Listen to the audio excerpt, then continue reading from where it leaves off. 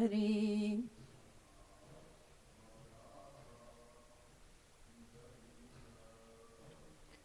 Gopi Jana Vallabha Girivaradari.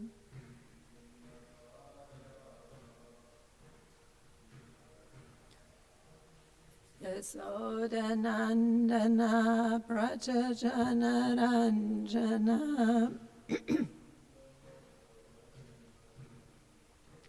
Yamunatira Vanachari.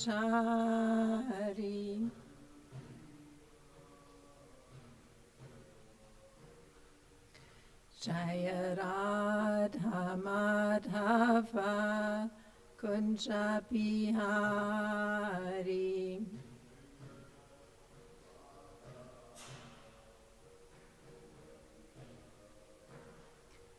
Gopi Jana Vallabha Girivaradari.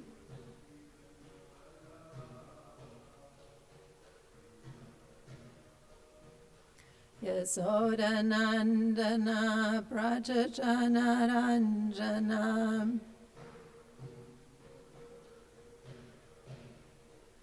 Yamunatira Vanachari.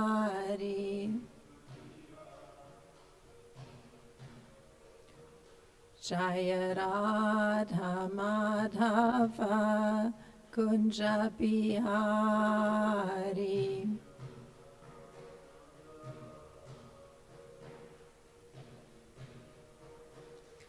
Gopi Jana Vallabha Girivaradari.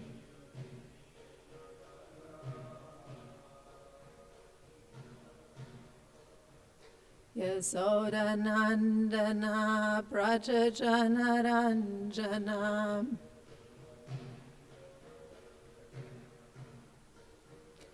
Yamunatira Vanachari.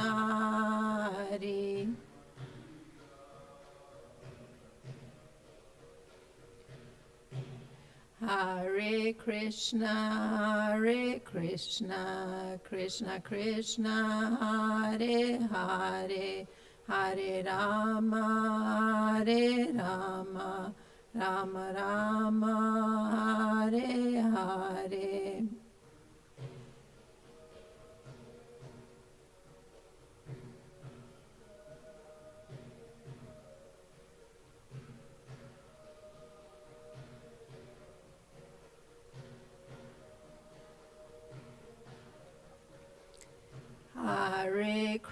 Hare Krishna, Krishna Krishna, Hare Hare, Hare Rama, Rama Rama, Hare Hare.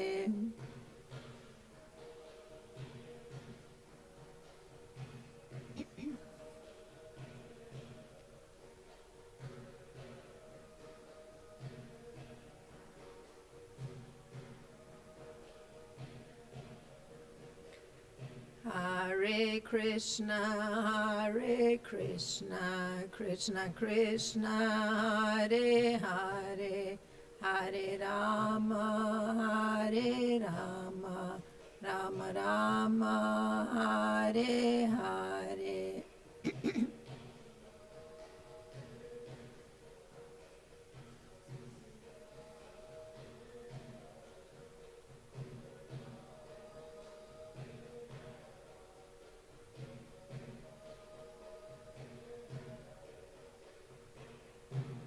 Kishore Kishori ki jai, Jagannath Baladev Subhadra Marani ki jai, Gaunitai ki jai, Srila Prabhupada ki jai.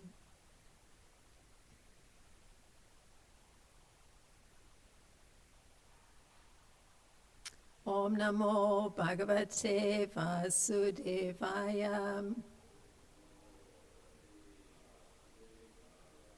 Om Namo Bhagavate Vasudevaya.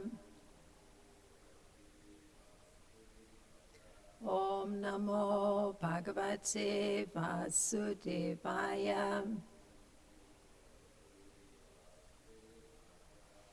Good morning. We're reading from Canto 11, Chapter 5, and it's text 33. It has a very extensive purport, but we'll do the verse. Jayam sada paribhavagnam ahista doham.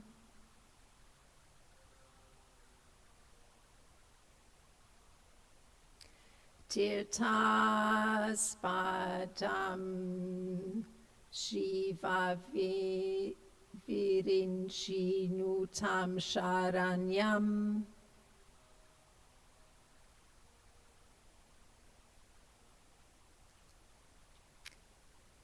Vidyartiham pranata pala bhavabdi potam.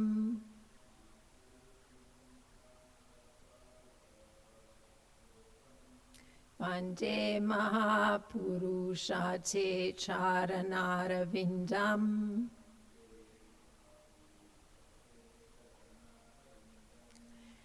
Jayam sada paribhavagnam abhistadoham.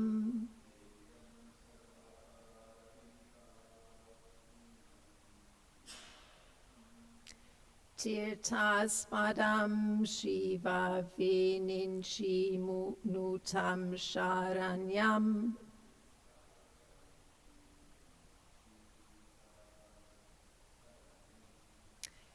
Prityartiham pranata pala bhavadbi potam.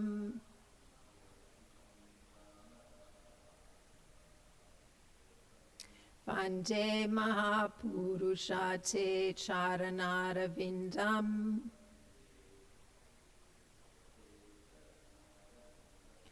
Jayam sada paribhavagnam abhistadoham.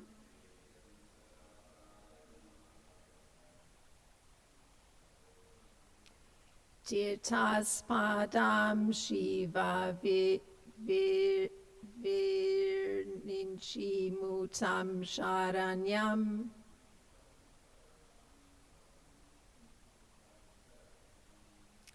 Prityam ham pranata pala bhavadbi potam.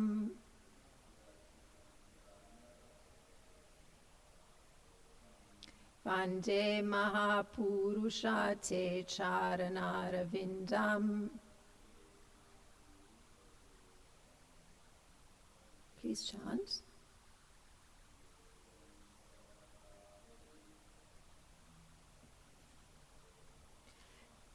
Jayam sada paribhavagnam abhistadoham.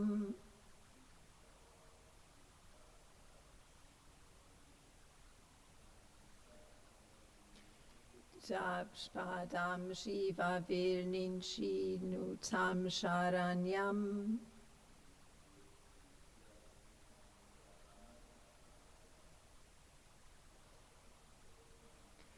Priyam ham pranata pala bhavadbi potam.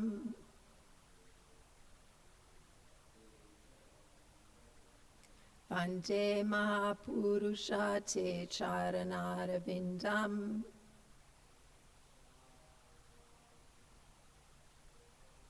Jayam sada paribhavagnam abhistadoham.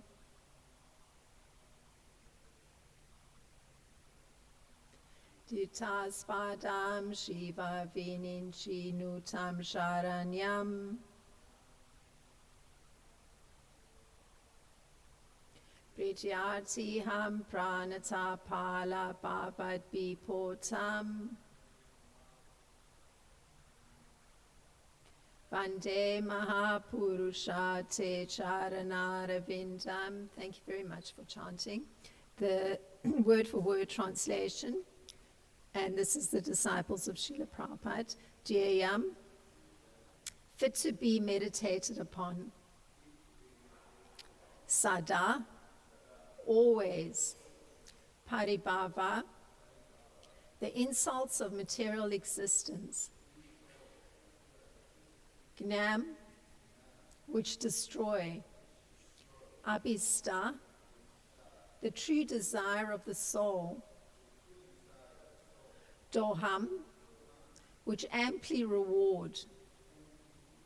Tirtha, of all the holy places and great saintly personalities. Aspadam, the abode. Shiva Virinchi, by the greatest of demigods, Lord Shiva and Brahma. Nutam, which are bowed down to. Sharanyam, most worthy of taking shelter. Pritya, of your servants. Artiham, which relieve the distresses. Pranatapala, O protector of all who simply offer respects to you. Bhava Abdi, of the ocean of birth and death. Potam, which are a suitable boat for crossing. Vande, I offer my homage. Mahapurusha, O Lord Mahaprabhu. Te, to your. Charana Ara Vindam, lotus feet. And the translation for this text 33 of chapter 5, canto 11 is, My dear Lord, you are the Mahapurusha, the Supreme Personality of Godhead, and I worship your lotus feet. This is addressed Lord Chaitanya, which are the only eternal object of meditation. Those feet destroy the embarrassing conditions of material life and freely award the greatest desire of the soul, the attainment of pure love of Godhead. My dear Lord, your lotus feet are the shelter of all holy places and of all saintly authorities in the line of devotional service, and are honored by powerful demigods like Lord Shiva and Lord Ma. My Lord, you are so kind that you willingly protect all those who simply bow down to you with respect, and thus you mercifully relieve all the distress of your servants. In conclusion, my Lord, your lotus feet are actually the suitable boat for crossing over the ocean of birth and death, and therefore even Lord Brahma and Lord Shiva seek shelter at your lotus feet. And there's a very extensive purport. So again, it's the disciples of Srila Prabhupada. The incarnation of the personality of Godhead in Kali Yuga is described and worshipped in this verse. The sage Karibhajana, after describing the incarnation of Godhead in each of the three previous yugas, Satya, Treta, and Dvapara, presented suitable prayers which are utilized for glorifying the Lord in each particular age. After describing the Lord's manifestation in Kali Yuga with the verse, Krishna Varnam, Vishak Krishnam, this and the next verse are now presented to glorify the Lord's appearance in Kali Yuga as Chaitanya Mahaprabhu. Krishna Varnam. Chaitanya Mahaprabhu appears in Kali Yuga and teaches everyone to chant the holy name of Krishna. The members of the ISKCON movement are so much absorbed in Krishna Varnam, or chanting the holy names of Krishna, that sometimes ordinary persons refer to them as, quote, the Krishnas, close quote. Thus, whoever comes into contact with Chaitanya Mahaprabhu's movement immediately begins to worship Krishna by chanting the holy name. The words Jayam Sada, or, quote, always to be meditated upon, close quote, indicate that there are no hard and fast rules in this age for chanting the holy names of Krishna. In Kali Yuga, the authorized process of meditation is to chant the holy names of the Lord, especially the mantra Hare Krishna, Krishna Krishna, Hare Hare, Hare Rama, Rama Rama, Hare Hare. This process is to be executed constantly and always, sada. Similarly, Chaitanya Mahaprabhu stated, Namnam Akari Bahuda Nija Sarvas Shaktis Tarar Pitanyam Mita Smarane Nakala. In Kali Yuga, the Supreme Lord has kindly invested all of his potencies in his holy name, and there are no hard and fast rules for chanting such names. The mention of such rules refers to Kala Desha Niyama, or regulations of time and place. Normally, there are strict regulations governing the time, season, place, conditions, etc., under which one may execute a particular Vedic ceremony or chant a particular mantra. However, one should chant the holy name of Krishna everywhere and at all times, 24 hours a day. Thus, there is no restriction in terms of time and place. This is the meaning of Chaitanya Mahaprabhu's statement. The word paribhavagnam is significant in the verse. In Kali Yuga, human society is infected with enviousness. There is great envy, even among members of the same family, who constantly quarrel in this age. Similarly, neighbors are envious of each other and of each other's possessions and status. And entire nations, burning with envy, go to war unnecessarily at the risk of genocide caused by terrible modern weapons. But all of these harassments caused by family members, strangers, so-called friends who are unfaithful, opposing nations, financial competition, social disgrace, cancer, etc., can be relieved by taking shelter of the lotus feet of Chaitanya Mahaprabhu. It is not possible to save the material body, but one who takes shelter of Chaitanya Mahaprabhu loosens the hard knot of the heart that psychologically binds him to the hallucination of identifying with the external body or the subtle material mind. Once this false identification is broken, one can be blissful in any adverse material condition. Those who foolishly try to make the temporary body eternal are wasting their time and neglecting the actual process for making life permanent, which is to take shelter of the lotus feet of Chaitanya Mahaprabhu, who is Krishna himself.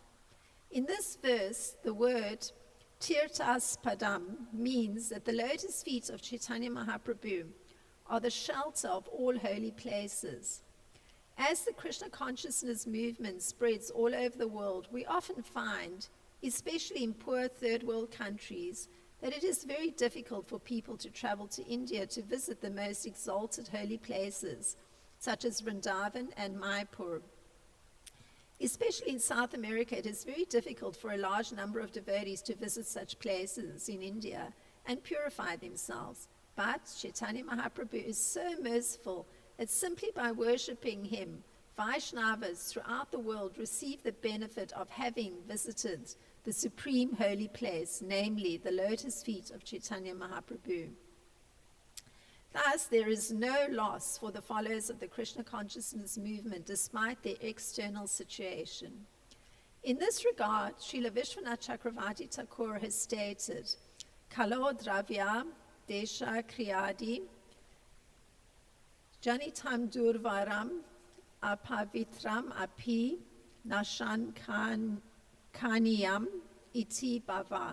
In this age, the world is so polluted by sinful life that it is very difficult to become free from all the symptoms of Kali Yuga.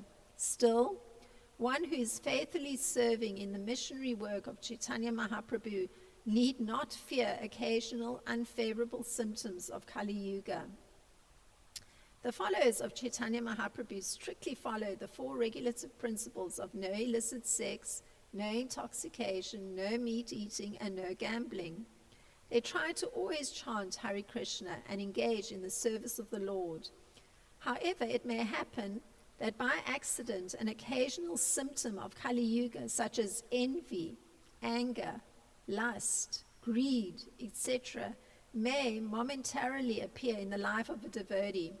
But if such a devotee is actually surrendered at the lotus feet of Chaitanya Mahaprabhu, by his mercy, such an unwanted symptom or anartha will quickly disappear. Therefore, a sincere follower of the Lord should never be discouraged in the execution of his prescribed duty, but should be confident that he will be protected by Chaitanya Mahaprabhu. It is also mentioned in this verse, Shiva Virinchi Mutam. Lord Shiva and Lord Brahma are undoubtedly the 2 most powerful personalities within this universe. Still, they meticulously worship the lotus feet of Chaitanya Mahaprabhu. Why? Sharanyam. Even Lord Shiva and Lord Brahma are not safe without the shelter of the lotus feet of the Lord. The words Brityarti Ham Pranatapala indicate that if one simply bows down without duplicity at the lotus feet of the Lord, Pranata, then the Lord will give such a sincere candidate all protection. This verse does not mention that one need be an exalted devotee of the Lord. Rather, it is stated that if one simply bows down at the Lord's lotus feet, he will get all protection. And this also applies to anyone who is trying to serve the mission of Chaitanya Mahaprabhu. Even the neophyte will get all protection by the mercy of the Lord. In regard to the words, Bhavadbi Portam, or, quote, a suitable boat for crossing the ocean of material existence, close quote, there is the following statement by Lord Brahma and other demigods in the Srimad Bhagavatam. Tvatpada potena mahat kirtena kurvanti go vatsa padam bhavadbim. Quote, by accepting your lotus feet as the boat by which to cross the ocean of nations, one follows in the footsteps of the Mahajans and can cross that ocean as easily as one steps over the hoofprint of a calf, close quote. According to Srila Rupa Goswami, a follower of Chaitanya Mahaprabhu, a Jivan Mukta, or a liberated soul. Thus, the devotee is not worried about his future destination, for he is confident that the Lord will quickly take him across the ocean of material existence. Such confidence is referred to in the Upadeshamrita by the word nishyat, meaning firm conviction about the potency of the process of devotional service. According to Srila Vishwanath Chakravarti Thakur, the statement Shiva Virinchi Mutam is also understood to indicate that Chaitanya Mahaprabhu is worshipped by Lord Shiva's incarnation, Advaita Acharya, and by Lord Brahma's incarnation, Haridas Thakur. Chaitanya Mahaprabhu is addressed in this verse as Mahapurusha, meaning Purushottama, the Supreme Personality of Godhead. Similarly, there is reference to Mahaprabhu in the Svetashvatara Upanishad 3.12. Mahan Prabhur Yai Purusha Satvasyaisa Pravartaka. The Supreme Prabhu is the personality of Godhead who is the initiator of the entire cosmos. Well, that was the translation. Similarly, Lord Sri Gaura Krishna is addressed by the word Mahapurusha in this verse, and the whole intention of this verse is to offer obeisances at his lotus feet. Such lotus feet are the actual eternal object of meditation because they cut off the bondage of material life and fulfill the desires of the devotees.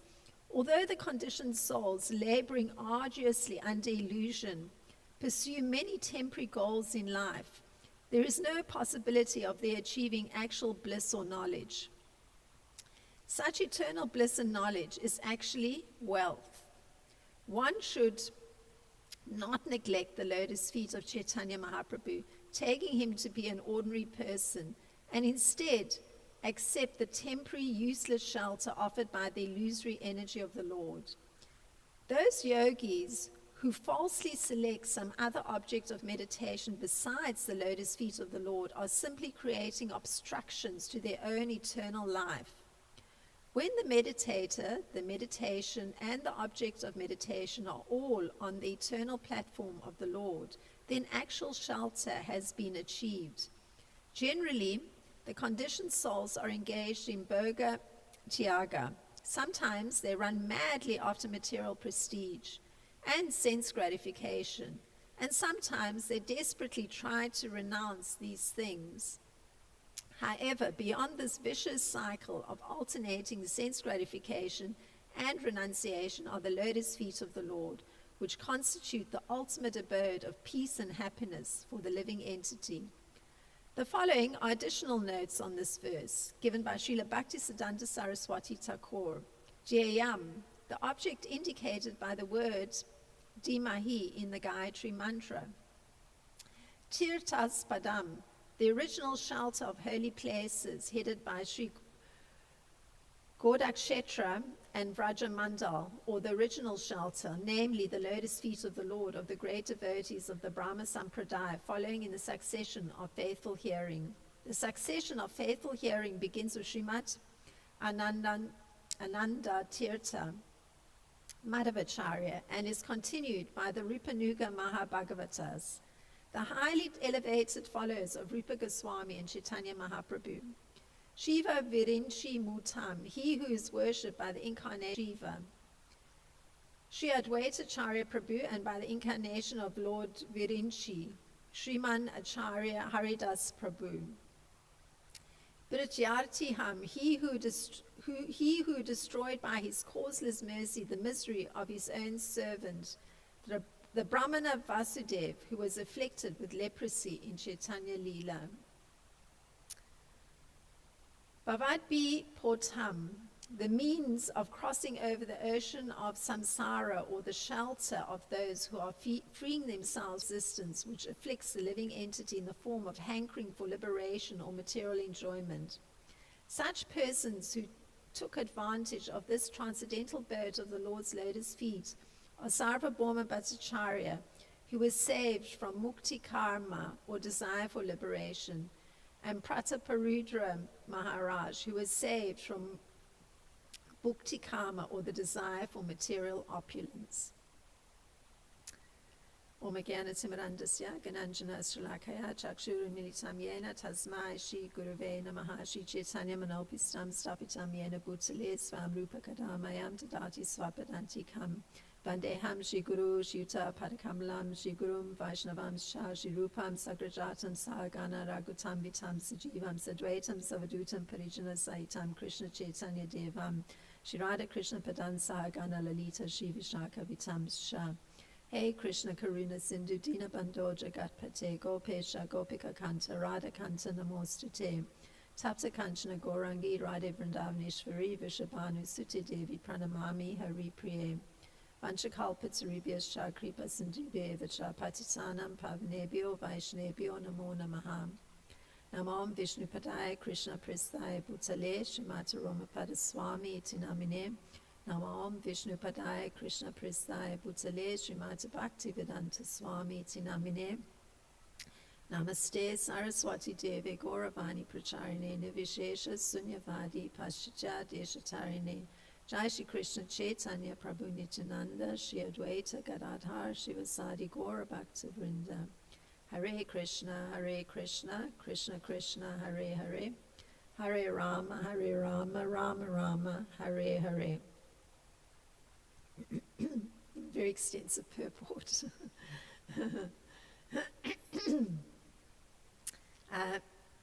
So I'm going to structure this class looking at Srila Vishwanath Chakravarti Thakur's particular commentary, because it gives a little bit different angle. So Srila Vishwanath Chakravarti Thakur, he comments on these words spoken by Karam Bhajana, one of the 9 Yogendras, who speaks to King Nimi. And this is the first statement that Srila Vishwanath Chakravarti Thakur makes. This avatar generally teaches worship of Krishna and Rama to the people of Kali Yuga. So this avatar meaning Lord Chaitanya. So this same understanding is given by Srila Krishnadas Kaviraj Goswami in Adi Leela chapter 8 and text 32, where he says, Sri Chaitanya Mahaprabhu, the independent, supreme personality of Godhead, is greatly magnanimous. Unless one worships him, one can never be liberated. So that's the statement that reinforces this particular point, that Lord Chaitanya is the avatar who teaches worship of Krishna and Rama to the people of Kali Yuga. So he's greatly magnanimous. That's the point that's made in the Adi Leela. And to cement this understanding that Lord Chaitanya teaches worship of Lord Krishna and Lord Rama, Srila Bhaktisiddhanta Saraswati Thakur states that one cannot become advanced by worshipping Radha Krishna or by worshipping Lord Chaitanya alone. One should not give up worship of Radha Krishna to worship Chaitanya Mahaprabhu. So this is the important part. You don't separate the worship. So because there's been such an emphasis that unless one worships Lord Chaitanya, one cannot be liberated. So this interesting point is made by Srila Bhaktisiddhanta that you can't worship Radha Krishna alone, you can't worship Lord Chaitanya alone. So you can't give up the worship of Radha Krishna to worship Lord Chaitanya, even though it's so essential to worship Lord Chaitanya.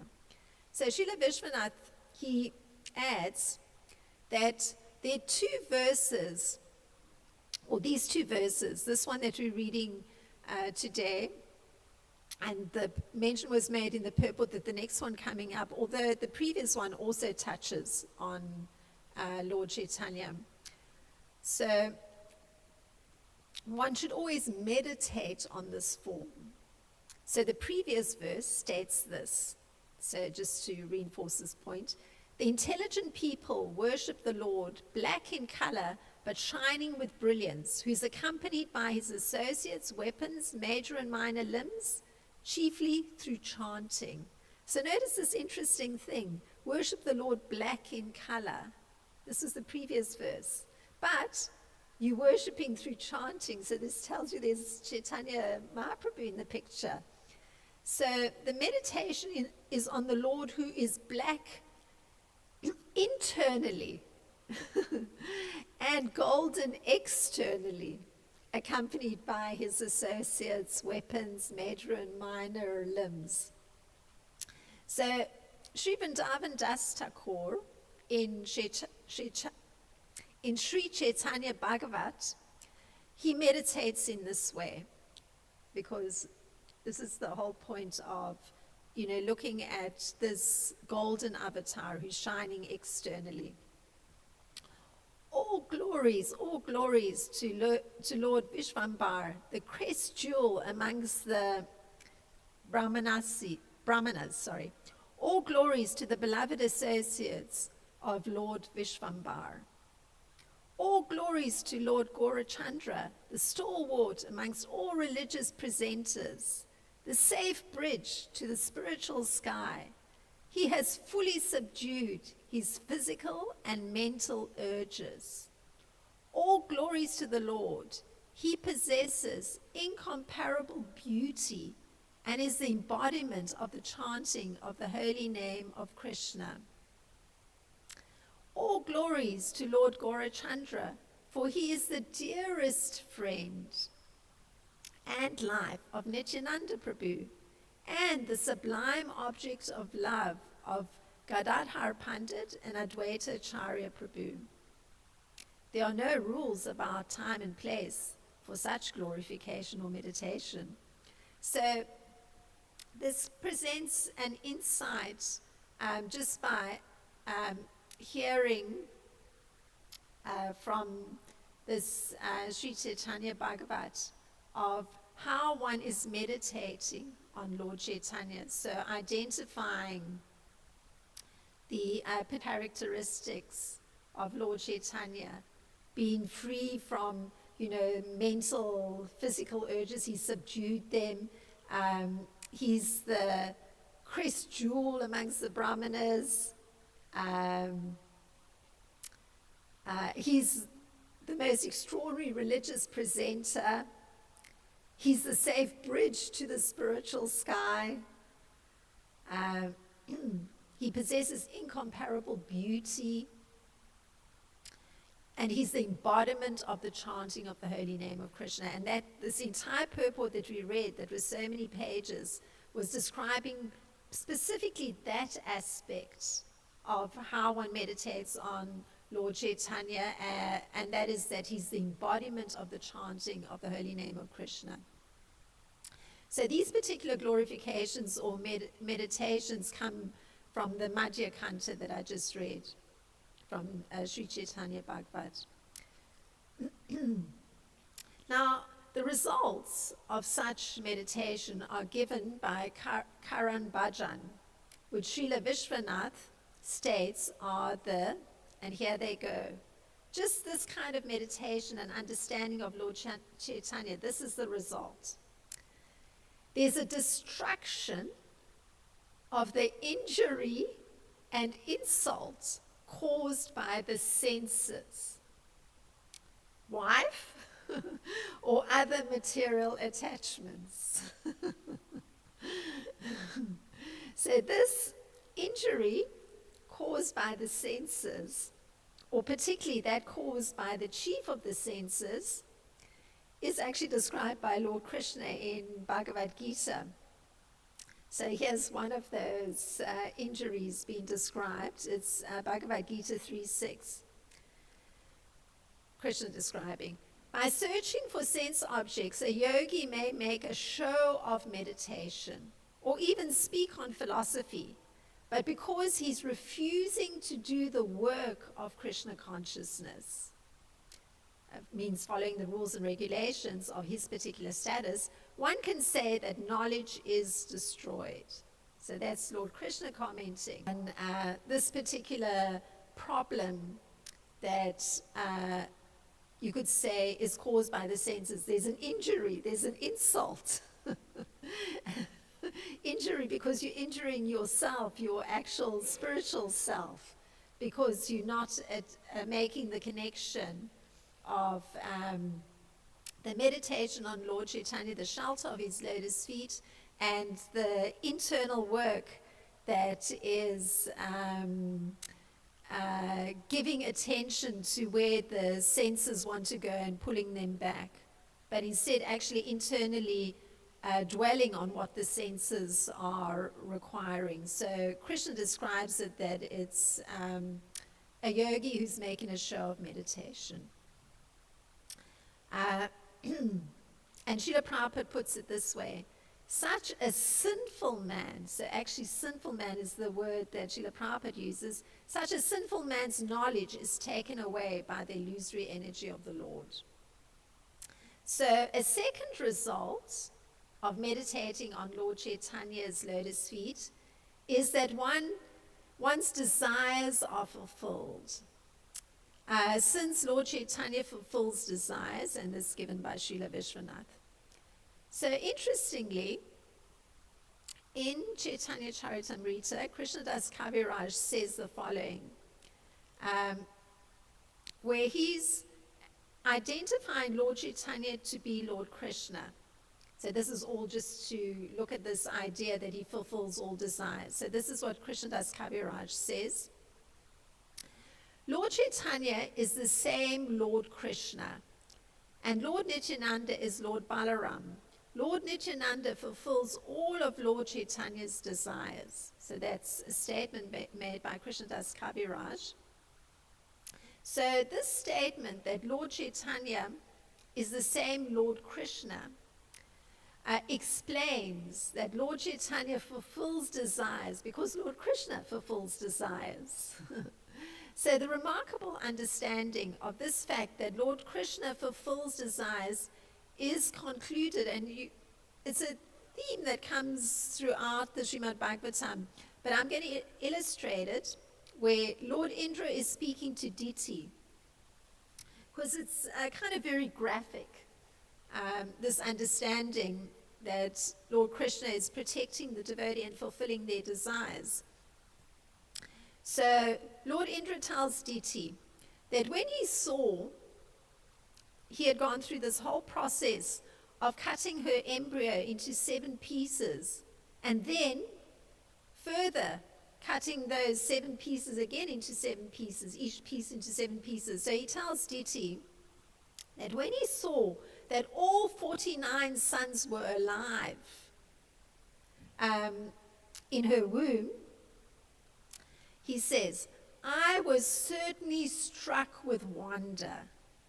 I decided this was a secondary result of your having regularly executed devotional service in worship of Lord Vishnu. So, again, just taking shelter of Lord Krishna, Lord Vishnu, allowed for her desire that she have a child. In this case, it was going to be 49 children by Lord Indra's intervention. And the fact that none of them were harmed by his actually doing his severing, and 49 children were able to stay alive in her womb. So he understood that it was by the grace of the Lord that none of the children had died. So further, so that's just looking at that point that Lord Krishna fulfills desires, Lord Vishnu fulfills desires, and Lord Chaitanya Mahaprabhu fulfills desires. And it's based on the devotee having taken shelter of the lotus feet of either of the personalities. Now, a further glorification of Lord Chaitanya, and so Radha Krishna, is that he's the abode of all holy places. So by meditating on him, the result of bathing in all sacred places is accomplished. Of course, you do get mention of actually visiting the holy places of his pastimes, and in the Antya Leela 4:211, there's mention of Srila Sanatana Goswami actually visiting the holy places of Lord Chaitanya's pastimes. So it says, it's put this way: Sanatana Goswami met all the devotees of Sri Chaitanya Mahaprabhu, and then, traveling by that same path, visited the places through which Sri Chaitanya Mahaprabhu had passed. So it can also be physically done. It's not that you have to eliminate it because you have the advantage that you can worship the lotus feet of Lord Chaitanya, and it's equivalent to visiting all the holy places, because you get an extraordinary devotee actually going through visiting each of the places that Chaitanya Mahaprabhu had passed through. And in a similar manner, Srila Bhaktivinoda Thakur, he also prays, may I visit all the holy places associated with the Leela of Lord Chaitanya and his devotees. And that's from Sharanagati. So it's not that one dismisses visiting the places, but it can, just by meditating on the lotus feet of Lord Chaitanya, it's equivalent to having visited all these holy places. Yeah, and that's that beautiful, I won't sing it, but the stanza of Srila Bhaktivinoda Thakur praying to be able to visit all the holy places associated with the life of Lord Chaitanya is this one: Gora Mara Ye Sabastane. It's so nice every time I look over there, and it's something Sanskrit. Hari Bhakti Prabhu is already chanting. Thank you. Karala Brahmana Range says Shabasana Heriba Ami pranai bhakata sangye. So this very fact of meditating on Lord Chaitanya and also Radha Krishna means that one does not have to worry about the impurity caused by material objects, by some place, or by one's action. So this is very interesting, and this is particularly in Kali Yuga. These impurities are very difficult to remove.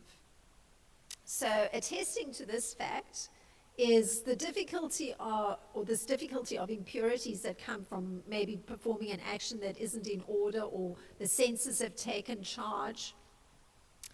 The reason it's difficult to remove is because one has to give an account for one's actions, either to the state if one's done some wrongdoing, or later to the agents of the Lord. So in our country here, before our current president took his post, he had to actually face the justice system because there was something like 32, 34 counts of wrongdoing.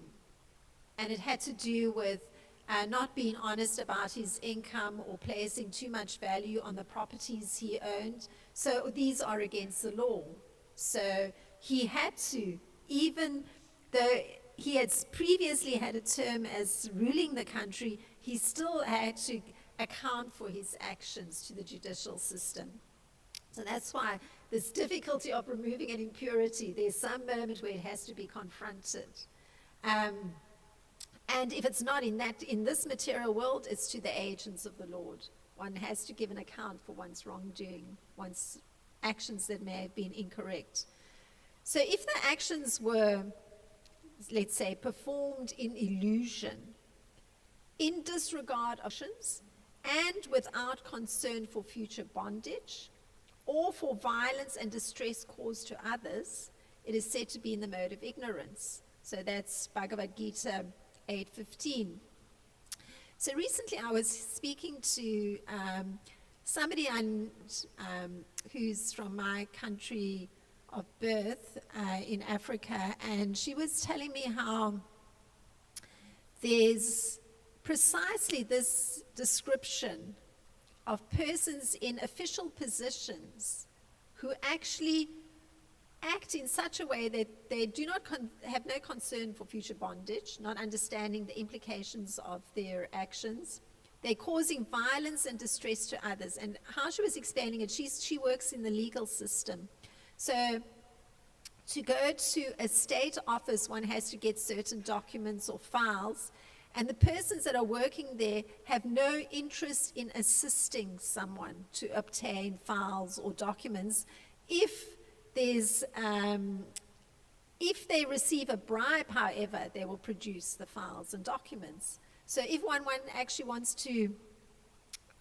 is in that official position and is functioning like that, where just by your inaction you're causing distress and violence to others, that's that kind of mode. You have to be account for it. If not in this lifetime, certainly to the agents of the Lord. So the impurity, it's difficult to remove. You can't remove it so easily. So it means what is difficult to remove is the irresponsibility of one's work. That's very difficult to remove. And also, working just from personal experience means that one's not actually considering what scripture is saying, what is the correct course of action, but just, perhaps I know that I can receive extra money from withholding some documents. So this is somebody in an official position. So therefore, I know that I can augment my wealth. So personal experience. So it's obviously quite working under illusion. And even such actions with their impurities, interestingly enough, at a later point, if such persons were to be meditating on Lord Chaitanya and Radha Krishna, they actually need not even be concerned about those impurities. That's the statement coming here about meditation on Lord Chaitanya's lotus feet. And of course, Radha Krishna, because one has to meditate on both. So the service component is also examined by Srila Vishwanath, honoring Lord Chaitanya. So one may ask, what is the good of being able to serve Lord Chaitanya? It may be a question that's asked. So here's the response, as Srila Vishwanath does a breakdown. He is affectionate to his devotees. He is most easily served, and so is the most worthy object of surrender. And there's an interesting example just on this point of he being a most worthy object of surrender. One day, Lord Chaitanya began to discuss topics regarding Krishna consciousness with Srivas Prabhu. So wanting to test Srivas, he asked, why do you keep and maintain this avadut in your house, referring to himself? You do not know anything about him. Who is he? From where does he come? What is his family background? I warn you that you are being too lenient and kind to him. If you want to maintain the reputation of your family in society, then you should immediately turn this avadut out of your house. This is Lord Chaitanya talking to Srivas. And Srivas Pandit replies in this way, O Lord, it is not proper for you to test me in this way. You are the Supreme Lord, and there is no difference between you and Lord Nityananda. I am your servant, and anyone who serves you becomes my master. Even if Lord Nityananda were a meat-eating drunkard, and due to association with him, I lost my reputation, wealth, and everything, still I tell you truly that I would never think of anything other than serving his and your lotus feet. So that's from Sri Chaitanya Bhagavat. Just looking at this idea that Lord Chaitanya is a most worthy object of surrender and worship, because he's of his devotees. And Srila Vishwanath carries on, O protector of those who bow down, he protects anyone who simply bows down with the thought of doing service, and even doesn't do the service. He is the boat to cross material existence. Lord Brahma also describes this. And this is Lord Brahma describing, because we're looking at how Lord Chaitanya is such a worthy object of worship and surrender to. So Lord Brahma puts it this way, O lotus-eyed Lord, by concentrating one's meditation on your lotus feet, which are the reservoir of all existence, and by accepting those lotus feet as the boat by which to cross the ocean of nations, one follows in the footsteps of great devotees.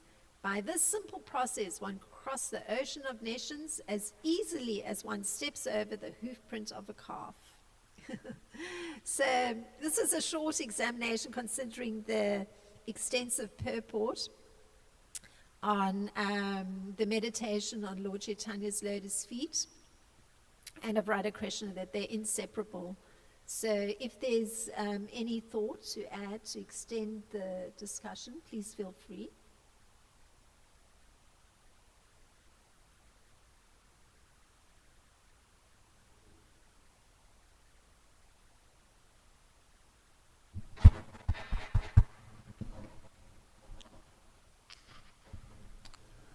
What's your thinking on back in time, our spiritual master was sort of encouraging devotees, his disciples, to worship Gornitai, Brahmana disciples, householders, to worship Gornitai. And the encouragement that is there by Srila Prabhupada also, that the worship of Gaura is so special that indeed you can basically worshiping him with them, Gaura, just by chanting the Mahamantra. You don't even have to go through all the procedure of deity worship. That's the instruction that we were given.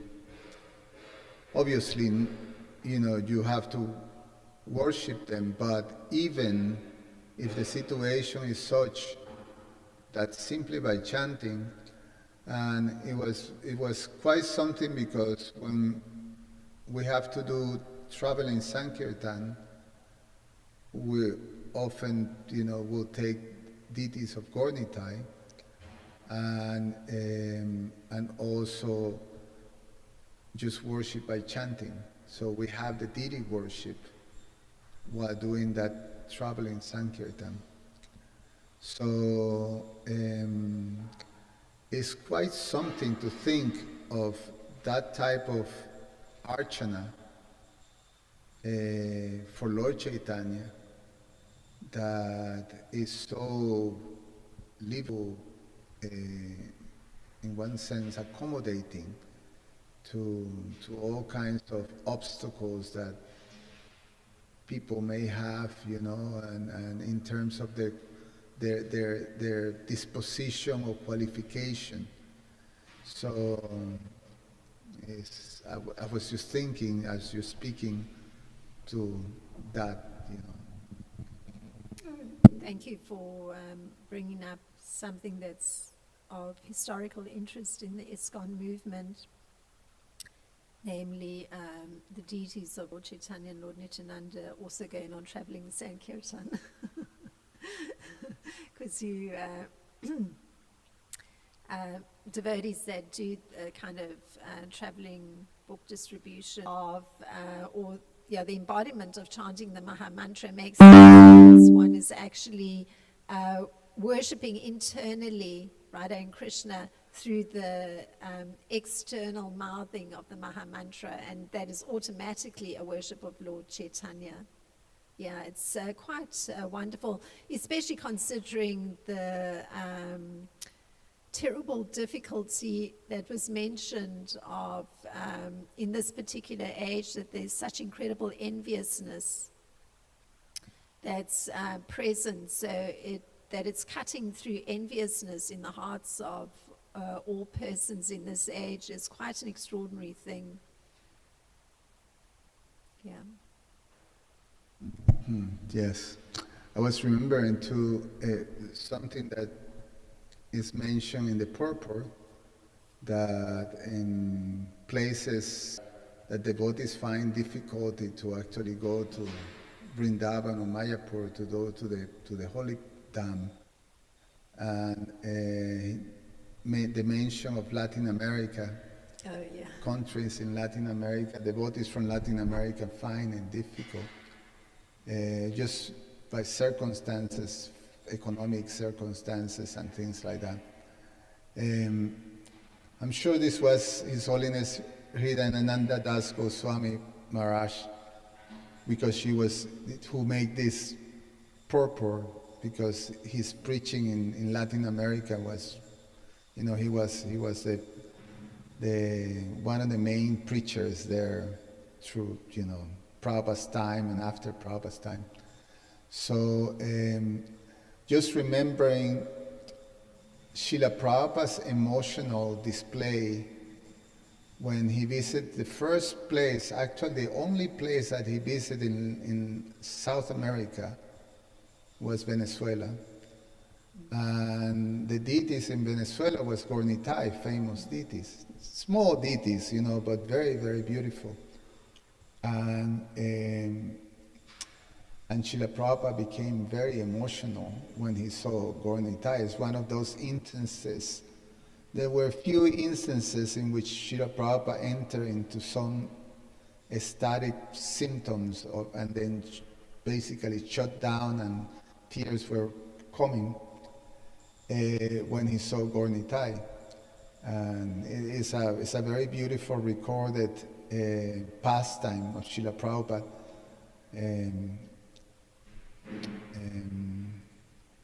Bhakti Sundar Maharaj, His Holiness Bhakti Sundar Maharaj, he described as in his book Srila Prabhupada in Venezuela, and also is described in Prabhupada's Lilamrita. It's really, really, really nice. Prabhupada also have an emotional, one of those ecstatic emotions displayed when he saw the Gaur Nitai of Atlanta Temple, famous too. He have so that special relationship with Prabhupada with Gaur Nitai. Thank you very much for again bringing up something of historical interest. Yes, in the I don't know what you call it, prior to the preface, the cover page or beginning page of Srimad Bhagavatam, it lists Hridayananda Maharaj as the translator along with Gopi Pranadana, and there's one other name I forget. So yes. Yeah, well, thank you very much. I'm very appreciative of the extra thoughts. Srila Prabhupada ki jai, Srimad Bhagavatam ki jai.